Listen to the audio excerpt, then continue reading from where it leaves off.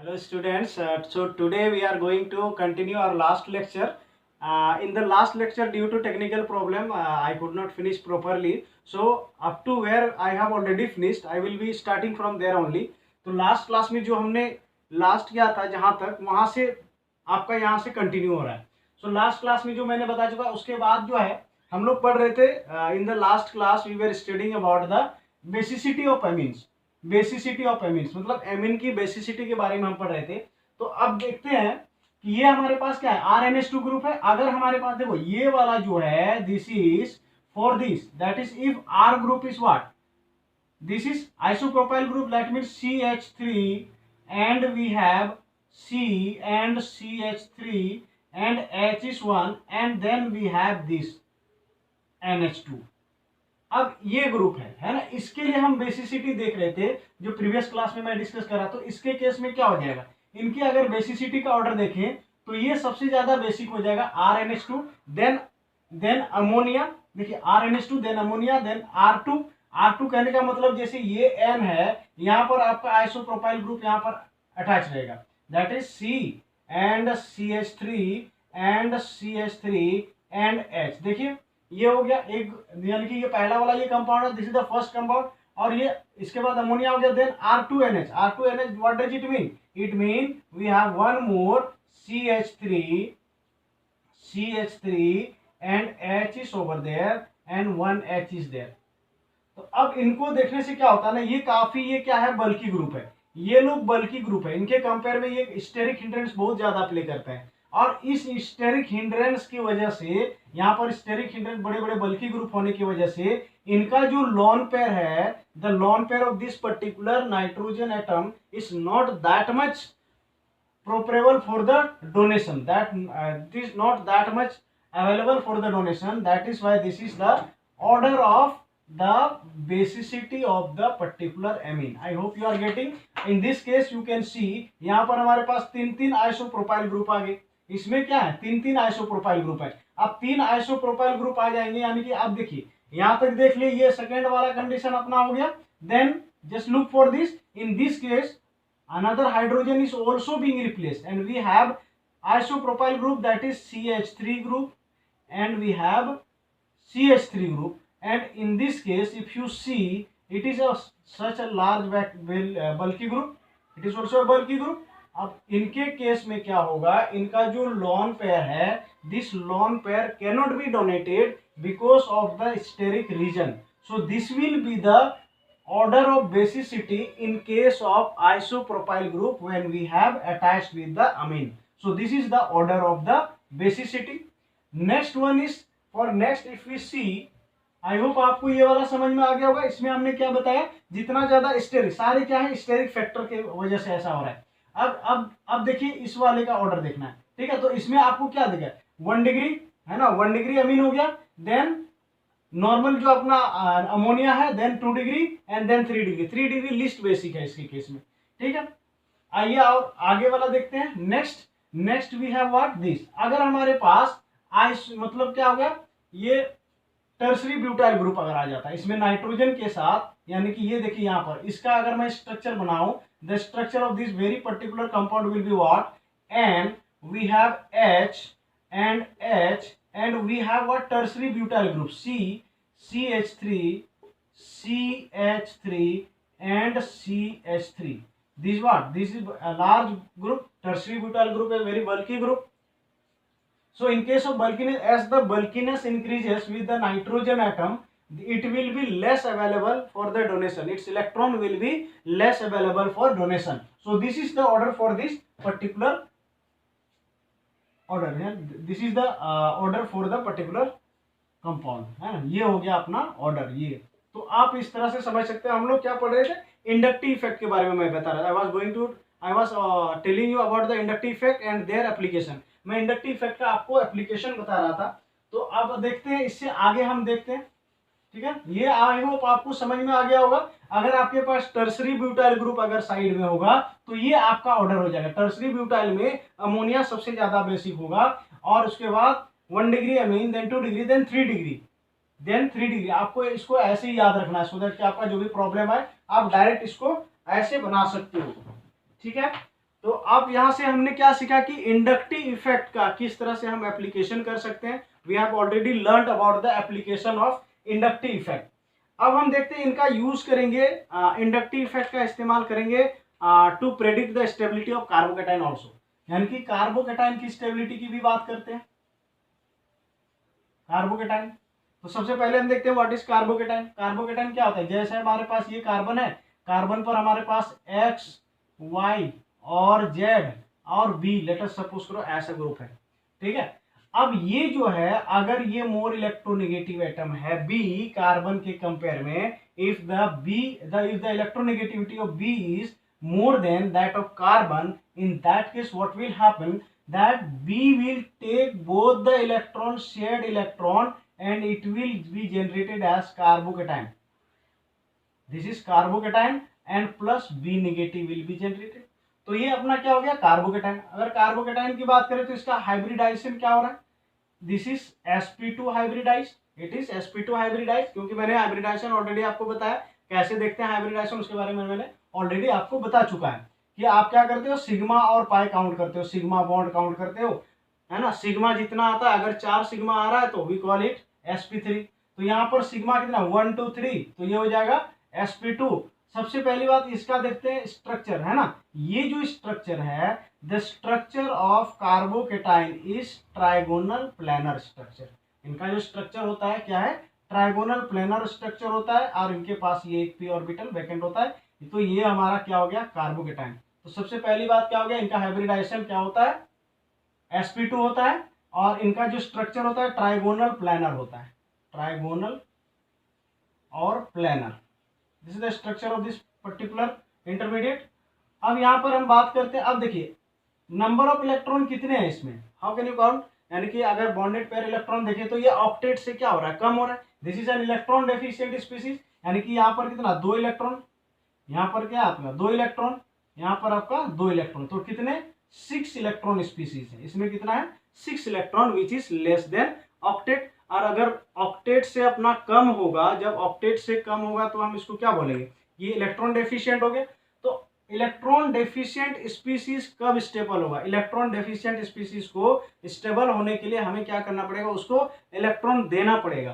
तो अब अगर इस पर कोई भी ऐसा फैक्टर है ना, if there is any factor which can increase the electron density over this carbon that will stabilize it, अगर हमारे पास ऐसा कोई फैक्टर है जो इसके इलेक्ट्रॉन डेंसिटी को इंक्रीज करेगा, तो वो क्या करेगा, इसको स्टेबल बनाएगा। तो देखते हैं इनकी स्टेबिलिटी को हम कैसे डिटरमाइन करते हैं। लेट अस सपोज करो हमारे पास CH3 और हमारे पास CH2 और ये हमारा पॉजिटिव चार्ज है, CH3 CH2 and positive charge is there. तो जब ये होगा तो अब देखो CH3 CH2 पॉजिटिव चार्ज है, जब पॉजिटिव चार्ज होगा तो अब देखो इसका मतलब क्या, इलेक्ट्रॉन डेंसिटी यहाँ पर कमी, there is lack of electron density.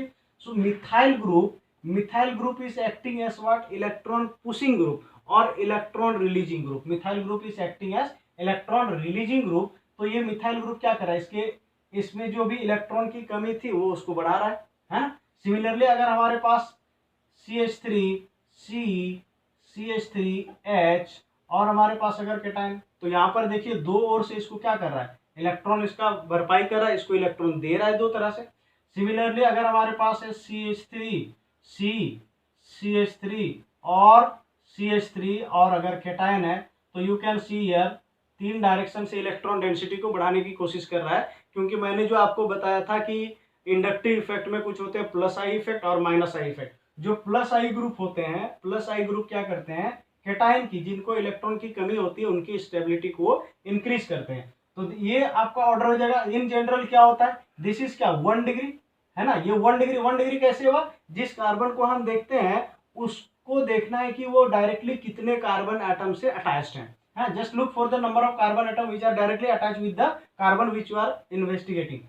Similarly here if you see, this is the carbon, this is the required carbon, this is the carbocation, and you have to look for the number of carbon which are directly attached with this carbon, and that will decide the degree of this carbon. So if you see here, you can find 1 to 2 carbons are directly attached, so it will be what 2 degree. Similarly here what is 3 degree. So if you see, if the stability is examined, then we can find 3 degrees more stable, then 2 degrees more stable, then 1 degree, and then methyl. Last one is methyl cation. So this is the order of stability. This is because the electron releasing group will stabilize the carbocation. Okay, hope you are understanding. So हमने यहाँ पर क्या देखा, जो भी alkyl carbocation है वो किस पर डिपेंड करता है, इलेक्ट्रॉन रिलीज। अगर आपके पास यहाँ पर है तो स्टेबिलिटी किनकी, स्टेबिलिटी है ना, स्टेबिलिटी डायरेक्टली प्रोपोर्शनल टू क्या, प्लस आई ग्रुप। किनकी स्टेबिलिटी की बात कर रहा हूं, द स्टेबिलिटी ऑफ कार्बोकेटाइन। और अगर हमारे पास स्टेबिलिटी जो है, stability inversely proportional to minus I group, अगर माइनस आई ग्रुप आपके पास है तो माइनस आई ग्रुप क्या करेगा, इसकी स्टेबिलिटी को डिक्रीज करेगा, क्योंकि उनके पास ऑलरेडी इलेक्ट्रॉन की कमी है। और माइनस आई ग्रुप क्या करेगा, उनके इलेक्ट्रॉन को और खींचेगा, तो क्या होगा, उनको इलेक्ट्रॉन की और ज्यादा कमी हो जाएगी, जिसकी वजह से इनकी स्टेबिलिटी क्या हो जाएगी, डिक्रीज हो जाएगी। तो ये आपका ऑर्डर हो गया स्टेबिलिटी का। ठीक है, इतना समझ में आ गया आप लोगों को। उसके बाद हम देखते हैं, देखिए हम लोग क्या पढ़ रहे हैं, application of inductive effect. Inductive effect के एप्लीकेशन में हमने एसिडिटी पढ़ा है ना, कि किस तरह से अपना एसिडिक कैरेक्टर हम डिटरमाइन कर सकते हैं। ठीक, फिर उसने हमने बेसिक कैरेक्टर देखा, फिर हमने क्या देखा यहाँ पर, फिर हमने देखा कि कार्बोकेटाइन की स्टेबिलिटी। तो कार्बोकेटाइन की स्टेबिलिटी में भी हमने ये जाना कि जो प्लस आई ग्रुप होते हैं, तो प्लस आई ग्रुप क्या करते हैं, स्टेबिलिटी को इंक्रीज करता है कार्बोकेटाइन का। ठीक है, आई होप आपको समझ में आ गया होगा। चलिए, तो अब हम हमारा तो इंडक्टिव इफेक्ट हो गया। इंडक्टिव इफेक्ट के बारे में जो भी हमने पढ़ना था वो हमने काफी डिटेल में करवा दिया आपको। और क्या है ना, जब हम रेजोनेंस और हाइपर कंजुगेशन पढ़ लेंगे तो सारा का मिक्स प्रॉब्लम करेंगे। तो अब देखते हैं हम लोग रेजोनेंस पढ़ते हैं, है ना। अगला जो हमारा कॉन्सेप्ट है दैट इज रेजोनेंस। तो रेजोनेंस का मतलब, या इसको हम लोग मेसोमेरिक इफेक्ट भी कहा जाता है। तो रेजोनेंस क्या होता है ना, जब कभी भी हमारे पास जो कंजुगेट पोजीशन में अपना जो भी पाई इलेक्ट्रॉन या फिर लोन पेयर या फिर केटायन अगर होता है, आपस में एक दूसरे पर कंजुगेट करता है, तो उस केस में ये क्या होता है, रेजोनेंस होता है। यानी कि ये देखिए, ये double bond single bond, then double bond single bond and double bond. तो ये क्या है, कंजुगेट पोजीशन। कंजुगेट मतलब क्या होता है, अल्टरनेट। तो जब ये अल्टरनेट पोजीशन पर होगा तो ये क्या होगा, इस तरह से ये रेजोनेट करेगा। ये रेजोनेट्स क्या होता है, this is the delocalisation of pi electron, है ना, डीलोकेलाइजेशन। इसमें ध्यान देने वाली बात है, जरूरी नहीं कि सिर्फ पाई इलेक्ट्रॉन हो, है ना, वहां पर नेगेटिव चार्ज का भी डीलोकेलाइजेशन हो सकता है। फॉर एग्जांपल, अगर हमारे पास CH2 double bond CH single bond CH double bond and CH2 है, तो यहाँ पर भी तो रेजोनेंस हो सकता है। Here also resonance is possible. ये इधर को आएगा, है ना, ये इधर को आएगा कंजुगेट पॉइंट, यानी कि CH2 पॉजिटिव, फिर CH डबल बॉन्ड CH, फिर यहाँ पर CH2 नेगेटिव हो गया। तो इस तरह से अगर ये आपस में क्या होगा, अल्टरनेट होगा, यानी कि एक के बाद एक ऐसे अल्टरनेट पोजीशन पर होगा, तो इसमें क्या होता है, ये जो इलेक्ट्रॉन क्लाउड होता है उनका एक जगह से दूसरे जगह मूवमेंट होते रहता है। तो इसी फेनोमेना को क्या कहा जाता है, रेजोनेंस। जैसे और भी एग्जांपल ले सकते हैं। अब देखिए रेजोनेंस के लिए क्या कंडीशन। सबसे पहली बात तो क्या हो, एक्चुअली होता क्या है ना, रेजोनेंस में ये जो है, जैसे हम बात करते हैं ये CH2 double bond CH single bond, और अगर हमारे पास CH2 पॉजिटिव है, तो यहाँ पर क्या, ये जो डबल बॉन्ड है, डबल बॉन्ड का किसके साथ कंजुगेशन है, is in conjugation with positive charge. ये पॉजिटिव चार्ज के साथ कंजुगेशन में है ना, यानी कि ये पॉजिटिव चार्ज डीलोकेलाइज होगा। ये डीलोकेलाइजेशन की वजह से ये अपना स्टेबिलिटी को क्या करता है, इंक्रीज करता है। Due to delocalization there is increase in the stability. तो रेजोनेंस के बारे में अगर हम बात करें तो यहाँ पर देखिए, तो कंजुगेशन डबल बॉन्ड का डबल बॉन्ड के साथ, है ना, double bond with double bond, या फिर डबल बॉन्ड का किसके साथ हो सकता है, पॉजिटिव चार्ज के साथ, है ना, नेगेटिव चार्ज के साथ भी हो सकता है ना, पॉजिटिव चार्ज नेगेटिव चार्ज के साथ हो सकता है। ये यहां से हम देख सकते हैं कि ये जो है कंजुगेशन का ये क्राइटेरिया हो गया, कि मतलब वो अल्टरनेट होना चाहिए। ऐसा नहीं कि मतलब अल्टरनेट का कहने का मतलब एक के बाद एक होना चाहिए। हम लोग और एग्जांपल से इसको देखते हैं डिटेल में, और ज्यादा एग्जांपल से हम देखेंगे कि इसको हम कैसे कर सकते हैं। चलिए,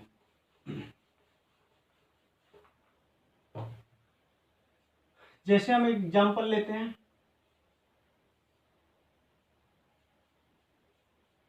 ये NH2 हमारे पास है, ये हमारे पास क्या है, एनिलीन है। This is what known as the aniline.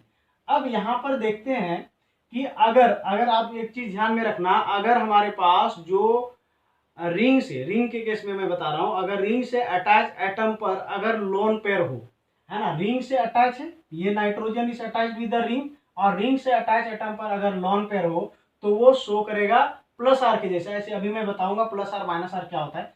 तो ये क्या होता है ना, अगर ये इलेक्ट्रॉन जिससे अटैच है वो उसकी ओर पुश कर रहा है, उसकी ओर पुश कर रहा है, तो वो हो जाएगा प्लस आई। जैसे हमने प्लस आई और माइनस आई पढ़ा, वैसा ही कुछ यहाँ पर भी होता है।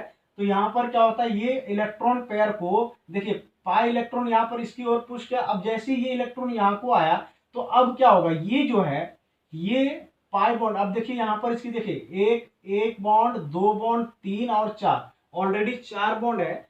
Since it has already 4 bonds, once this lone pair is coming here as a bond pair, तो ये क्या हो जाएगा, this one will move here, ये इनका क्या हो जाएगा, मूवमेंट यहाँ हो जाएगा। तो इस स्ट्रक्चर को मैं कैसे रिप्रेजेंट कर सकता हूँ, we can represent this structure as like this, here we have pi bond character NH2, and since the electron is moved away from here, so and here we will have negative charge, और बाकी जैसा था आप वैसा ही रख दो इसको, है ना, बाकी एटम में जैसा था वैसा ही रखना। आपको ध्यान क्या देना है ना, रेजोनेंस के दौरान while writing the resonating structure you don't need to move the atom, atom को मूव नहीं करना है, ठीक है ना। एटम को आपको जहां जो एटम जहां मौजूद है वो वहीं पर रहेगा, बस आपको क्या करना है, उनके इलेक्ट्रॉन को ही डांसिंग करवानी है। तो देखिए ये यहां से जैसे आया तो यहाँ पर नेगेटिव चार्ज हो गया, now this negative charge will again come here and will form a bond and then it will come here, है ना। जैसे यहाँ पर आया तो देखो इनकी वैलेंसी क्या हो गया, डिटेरियरेट हो रही है, मतलब यहाँ पर देखिए अभी ऑलरेडी यहाँ पर इसके पास हाइड्रोजन है, अब जैसे ये आएगा तो डबल बॉन्ड आ जाएगा, तो इस डबल बॉन्ड को हटना पड़ेगा, तो हटना पड़ेगा तो ये क्या बनाएगा, ये देखिए आप,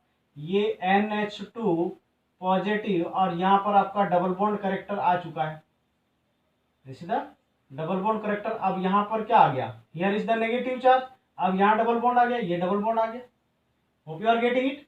नाउ सिमिलरली आप क्या करो, इसको रोटेट करो, अब ये क्या होगा, ये यहाँ पर आके बॉन्ड बनाएगा, ये उठ के यहाँ पर आ जाएगा, है ना। ये स्टेप बाय स्टेप आप करो, देखो बहुत सिंपल है, just see here, so here double bond is formed here also and we have this NH2 positive.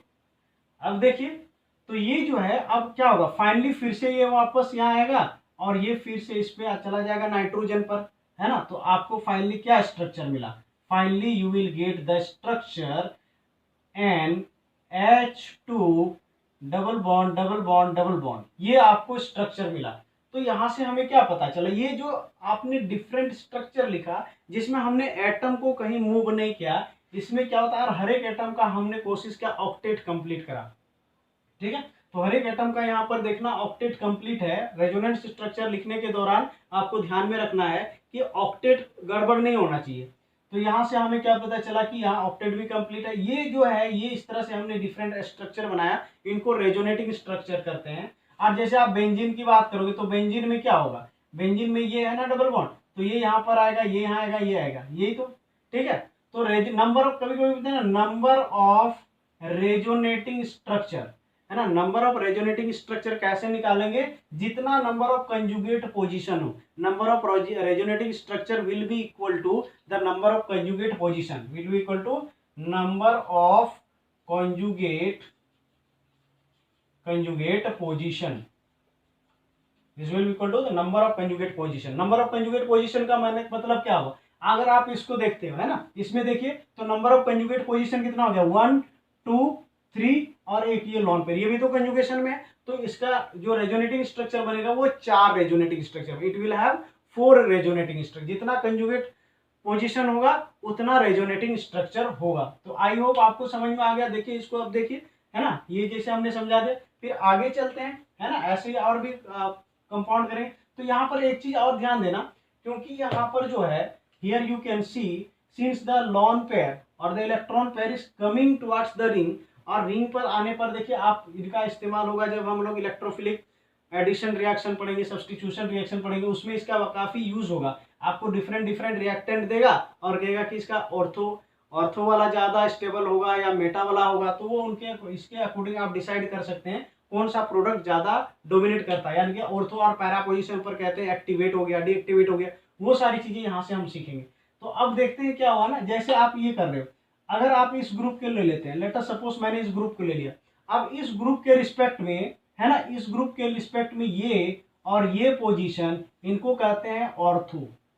It is known as the ortho position, it is also known as the ortho position, है ना। Just जिस group, जो भी group आप देख रहे हैं, principal group जो होता है, उनके रिस्पेक्ट में उनके बगल वाले पोजीशन को कहते हैं ऑर्थो पोजीशन, उसके बगल वाले को कहते हैं, इसको कहते हैं मेटा, इसको कहते हैं मेटा, इसको क्या कहते हैं, मेटा पोजीशन। और ये हो गया अपना कौन सा, पैरा, है ना, दिस इज पैरा पोजीशन। तो 3 पोजीशन होता है रिंग में अपना, ऑर्थो, मेटा और पैरा। तो यहां हमें देखने से क्या पता चला, नेगेटिव चार्ज किस किस पोजीशन पर आ रहा है, negative charge is coming at ortho and para position, negative charge is coming at ortho and para position. यानी कि इससे हमें क्या पता चला, यानी कि यहां हमें ये पता चला कि जब कभी भी हम इनका रिएक्शन करवाएंगे, जैसे हमारे पास ये ग्रुप है, ये NH2, अब देखिए अगर हमारे पास कोई इलेक्ट्रोफाइल है, ठीक है, इलेक्ट्रोफाइल मतलब वो स्पीसीज जिसको इलेक्ट्रॉन की कमी होती है, जिसको इलेक्ट्रॉन चाहिए होती है, इलेक्ट्रोफाइल, इलेक्ट्रो मतलब इलेक्ट्रॉन हो गया, फाइल मतलब हो गया लविंग। अब इलेक्ट्रॉन इसको चाहिए होती, तो ये क्या करेगा, ये कहां पर अटैक कर सकता है, देखो NH2 ग्रुप है ना, NH2 ग्रुप रिंग को एक्टिवेट करेगा, रिंग को एक्टिवेट करने का मतलब क्या हुआ, ये रिंग पर इलेक्ट्रॉन डेंसिटी बढ़ाएगा, it will increase the electron density over the ring.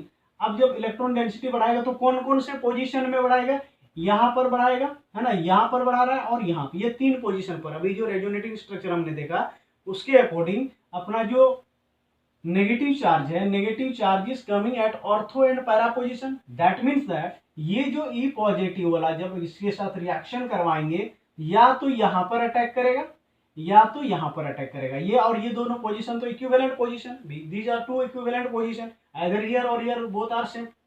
तो ये ध्यान में रखना है। तो रेजोनेंस का ये यूज करेंगे हम लोग, और रेजोनेंस काफी इंपॉर्टेंट का है कि कार्बोकेटाइन हो गया, है ना, कार्बेनाइन हो गया, उनकी स्टेबिलिटी को अच्छे से ये एक्सप्लेन करता है। तो देखते हैं रेजोनेंस का मतलब क्या हुआ, ठीक है, हमने बताया रेजोनेंस क्या होता है। अब देखते हैं रेजोनेंस का जो है 2 तरह के होते हैं, रेजोनेंस कितने तरह के, resonance are of 2 types of resonance are there, एक होता है प्लस आर, एक होता है माइनस आर, ठीक है। तो अभी जो एग्जांपल दिया था वो प्लस आर का था, तो प्लस आर में क्या होगा, जैसे आपके पास OCH3 ग्रुप हो गया, OCH3 ये अगर अटैच है, हमने क्या बताया, अगर रिंग है या कोई भी एटम के साथ जो अटैच, जो भी कंजुगेशन, अगर ये OCH3 ग्रुप कंजुगेशन में है ना, तो लोन पेयर क्या करेगा, डोनेट करेगा, हालांकि यहां पर ये माइनस आई होगा, ये क्या होगा, माइनस आई, लेकिन रेजोनेंस में क्या शो करेगा, प्लस आर, OCH3 हो गया। Similarly OH, it is also plus R group, similarly NH2 is also plus R group, है ना, और OCH3 अपना हो गया, है ना। ऐसे जितने भी और भी देखेंगे, जैसे मिथाइल ग्रुप हो गया, CH3, ये भी क्या शो करेगा, ऐसे प्लस आर ग्रुप शो करेगा, है ना, यहाँ सिग्मा बॉन्ड से होगा, तो ये हो गया। और माइनस आर में क्या होता है, जैसे aldehyde, C double bond OH, देखिए अगर जिस एटम से अटैच है उस पर डबल बॉन्ड इलेक्ट्रोनेगेटिव एटम से डबली बॉन्डेड है, तो वो माइनस आर के जैसा एक्ट करेगा। जैसे ये हो गया एल्डिहाइड हो गया, जैसे हो गया हमारे पास ये हो गया C डबल बॉन्ड OH, ये, ठीक है। और हमारे पास जैसे अब हेलोजन के केस में क्या होता है, जैसे फ्लोरीन की बात करते हैं, तो फ्लोरीन क्या शो करेगा, प्लस आर शो करेगा, है ना, प्लस आर शो करेगा, लेकिन इनका जो इलेक्ट्रोनेगेटिविटी काफी हाई होता है, जिसकी वजह से ये ज्यादा क्या करेगा, माइनस आई शो करता है। तो हेलोजन के केस में कभी कभी ये क्या करता है, ये जो है ये डोमिनेट कर जाता है माइनस आई, ये हो गया माइनस आर। उसी तरह से हमारे पास NO2, N double bond O, ये भी क्या है, माइनस आर ग्रुप है, NO2 ग्रुप हो गया, है ना। RCOR, जैसे COOR ग्रुप है ना, इधर अगर ये रहेगा तो ये भी क्या एक्ट करेगा, माइनस आर के जैसा एक्ट करेगा। तो ऐसे और भी जितने भी देखेंगे आप, ये क्या है, माइनस आर ग्रुप है। These are some examples of minus R. अगर मैं एक एक करके आपको बताऊं कि किस तरह से हम इसको रख सकते हैं, तो ये कुछ एग्जांपल, इनके अलावा और भी जितने आते जाएंगे मैं बताते जाऊंगा। तो चलिए देखते हैं, एक माइनस आर का बना लेते हैं। अभी जो मैंने बताया था वो प्लस आर वाला था, अब मैं माइनस आर वाला, लेट अस सपोज करो मैं इसको बनाता हूं, एन डबल बॉन्ड ओ और ओ निगेटिव ऐसे फॉर्म में लाते हैं, ठीक है। अब यहां पर क्या होगा, since we have to compare the electronegativity of nitrogen and oxygen, as you all know the electronegativity of nitrogen is more than as compared to that of nitrogen। आपको पता है ना, FON ये सबसे ज्यादा इलेक्ट्रोनेगेटिव एटम होता है पूरे पीरियोडिक टेबल में, फ्लोरीन, ऑक्सीजन और नाइट्रोजन फॉर्म। तो अब देखिए ये क्या होगा, ये डायरेक्टली अटैच एटम, जो डायरेक्टली अटैच एटम है उस पर डबल बॉन्ड है, डायरेक्टली अटैच एटम उस पर डबली बॉन्ड है। तो ये क्या करेगा, इलेक्ट्रोनेगेटिविटी ज्यादा होने की वजह से ये अपनी ओर क्या कर लिया, उसको अट्रैक्ट कर लिया। ये जैसे अट्रैक्ट कर लिया तो अब क्या होगा, यहां से देखिए, अब इधर से मत करना, यहां से करेंगे क्योंकि जो डायरेक्टली अटैक उसको, अब ये क्या होगा, ये यहाँ पे और शिफ्ट करेगा। अब देखो इस रीजन में क्या हो गया, वैकेंसी हो गई ना, यहां से जैसे इलेक्ट्रॉन उठ के चला गया तो नाइट्रोजन के आसपास क्या हो गया, इलेक्ट्रॉन की कमी हो गई। तो अब देखिए, now you see what can you find over here is that this bond has shifted and gone up to here, and O minus is over there and one more O is there, and we will have what, positive charge on the ring, there will be positive charge on the ring and you will find this structure। ये हो गया अपना structure. अब देखो move किधर करना है, यहाँ पर पॉजिटिव का मतलब क्या हो गया, there is electron deficient center, so the pi electron will flow. अब जैसे क्या होता है, हायर अमाउंट से लोअर अमाउंट की ओर फ्लो करता है ना। वाटर को अगर बात करो तो जहां पर हायर अमाउंट रहता है वहां से क्या होता है, लो की ओर फ्लो करता है। तो ये देखो आप, ये इधर की ओर मूव करेगा, it will move towards here, and as it got moved here then we shall get this, you will get this n double bond O negative and O, and we have here we have double bond and positive charge at this position। अब क्या करेगा, ये फिर से इधर की ओर shift करेगा, यहाँ पर पाई बॉन्ड बनाएगा और हमें क्या मिलेगा, ये this the compound, so here double bond and positive charge will come up here and double bond O, sorry, N O negative and O oxygen. अब क्या होगा, यहाँ पर फिर से इलेक्ट्रॉन की कमी हो गई तो फिर से यहाँ पर इधर आएगा तो ये फिर से अपना वापस आ जाएगा और ये फिर से अपना ओरिजिनल पोजीशन में जहां से चले थे वहीं फिर से पहुंच गए, है ना। तो ये आपका बन गया आपका माइनस आर का resonating structure. This is the resonating structure of minus R group. तो इस तरह से हमने जाना कि दोनों तरह का है, ठीक है। अब जरूरी नहीं है कि सिर्फ क्या होगा, रिंग में होगा, आपको ऐसा भी मिल सकता है CH2 double bond CH single bond CH double bond CH single bond CH2, ऐसा अगर पॉजिटिव मिल गया तो यहाँ पर भी तो रेजोनेंस हो सकता है। यहाँ भी रेजोनेंस देखो, डबल, ये क्या, double single double then cation, ये अल्टरनेट कंजुगेशन में होना चाहिए। यहाँ पर क्या होना चाहिए, सारा क्या होना चाहिए, कंजुगेशन में होना चाहिए, ठीक है। कंजुगेशन में, सारे कंजुगेशन में, तो क्या करेगा, ये इधर की ओर शिफ्ट करेगा, ये इधर की ओर शिफ्ट करेगा, कैटायन यहाँ पर पहुंच जाएगा। देखिए CH2 positive is over here and we have what, CH double bond CH single bond CH double bond CH2। This the resonating, this two are the resonating structure of each of them, है ना। तो जितना देखो resonating structure कितना बनेगा, जितना conjugate position है। तो इसमें कितने कंजुगेट पोजीशन है, 1 2 3। तो जितना कंजुगेट पोजीशन होगा उतना रेजोनेटिंग स्ट्रक्चर इसका बन सकता है। तो ये चीज आपको ध्यान में रखना है, ठीक है। तो ये तो आपको समझ में आ गया कि किस तरह से आप रेजोनेटिव, आप बाकी सब का भी प्रैक्टिस कर लेना लिखने का, है ना। बाकी आप इनका, इन सारे का मैं दे देता हूं आपको, है ना, आप इनका प्रैक्टिस करना। You have to practice the, let us, I have given you OH and this, ठीक है। फिर यहाँ पर आपको दे दिया हेलोजन Cl, OCH3, फिर आपको ये दिया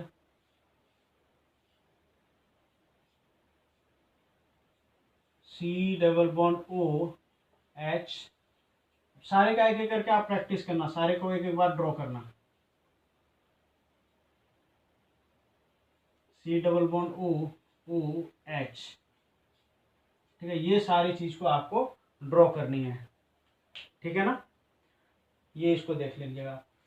उसके बाद हम इनका कुछ एप्लीकेशन देखते हैं। अब एक्चुअली क्या होता है ना, कभी कभी आपको पूछता है कि कौन सा ज़्यादा स्टेबल स्ट्रक्चर होगा, तो इसमें आपको ध्यान देना, जब भी रेजोनेटिंग स्ट्रक्चर बनाओगे वह वाला सबसे पहले तो जो स्टेबल होगा वो न्यूट्रल वाला मॉलिक्यूल स्टेबल होगा। उसके बाद क्या होगा, वो वाला मॉलिक्यूल स्टेबल होगा जहां पर क्या होता है, अगर आपका जो रेजोनेटिंग स्ट्रक्चर जब आप बना रहे हैं तो उसमें देखना है ना, रेजोनेटिंग स्ट्रक्चर बनाते हुए देखना है, अगर नेगेटिव चार्ज इलेक्ट्रोनेगेटिव एटम पर मौजूद है तो वो वाला स्ट्रक्चर ज्यादा स्टेबल होगा। तो इस तरह से आप रेजोनेटिंग स्ट्रक्चर बना सकते हैं इस तरह से, है ना। तो चलिए आप देखते हैं और भी कुछ एग्जाम्पल्स लेते हैं, इसका यूज करेंगे कैसे हम स्टेबिलिटी को बताने के लिए यूज कर सकते हैं। तो अब देखिए, लेटर सपोज करो एक क्वेश्चन मैं लेता हूं, क्वेश्चन यहां पर हमारे पास है, ठीक है। आपको बताना order of stability, CH2 positive ये है, और यहां पर हमारे पास है H। दूसरा प्रॉब्लम है CH3H and H, and we have CH2 positive. Then third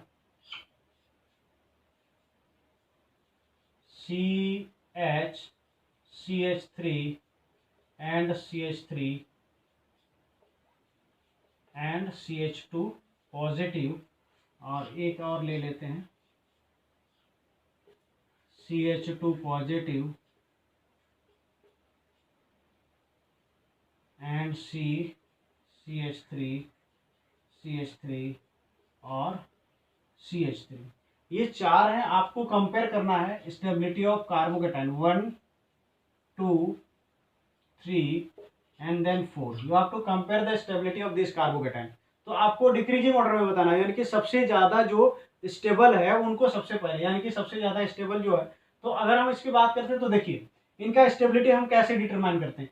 तो ये जो है मिथाइल ग्रुप जो है, यहाँ जो हाइड्रोजन होगा, ऐसे हाइपर कंजुगेशन में पढ़ेंगे, ये हाइड्रोजन वाला जो बॉन्ड है ये क्या हो सकता है, ये रेजोनेंस में जा सकता है मिथाइल ग्रुप का हाइड्रोजन वाला, लेकिन ये मिथाइल वाला नहीं जा सकता है। ये देखिए, ये यहाँ पर देखो एक बार गया है ना, ये एक, फिर ये यहाँ पर आएगा, फिर ये यहाँ पर आएगा, है ना, और इसको स्टेबलाइज करेगा। देखिए तो यहाँ पर देखिए कितनी बार, 1 2 3 बार आ रहा है, यहाँ से एक बार जाएगा, है ना, और ये हाइड्रोजन भी एक बार जाएगा, यानी कि 3 बार इसको स्टेबलाइज कर रहा है। इनके केस में क्या होगा, since we have only 2 hydrogen, कितना है 2 हाइड्रोजन है, तो 2 हाइड्रोजन होगा तो क्या होगा, एक बार ये जाएगा एक बार ये जाएगा, और यहाँ पर इसको क्या करा, कैटायन है तो उसको इलेक्ट्रॉन डेंसिटी उस पर बढ़ाना पड़ेगा। We have to increase the electron density over this carbon, so in order to make it stable.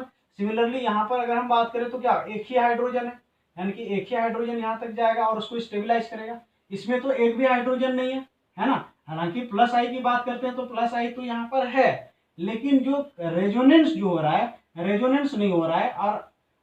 और आपको याद रखना है क्या, प्लस आई मतलब इंडक्टिव इफेक्ट, और रेजोनेंस में रेजोनेंस इफेक्ट क्या होता है, dominate over inductive effect. Resonance effect dominate over inductive effect, अगर दोनों इफेक्ट लग रहा है तो आपको क्या जानना, जो रेजोनेंस होता है रेजोनेंस डोमिनेट करता है, रेजोनेंस को ज्यादा प्रीफरेंस देते हैं। Hope you are getting it. तो ये हो गया आपका। तो स्टेबिलिटी ऑर्डर क्या हो जाएगा, first will be most stable, then second, then third and then fourth. This is the order of stability of this particular carbocation. First वाला सबसे ज्यादा होगा, क्यों, क्योंकि यहाँ पर तीनों हाइड्रोजन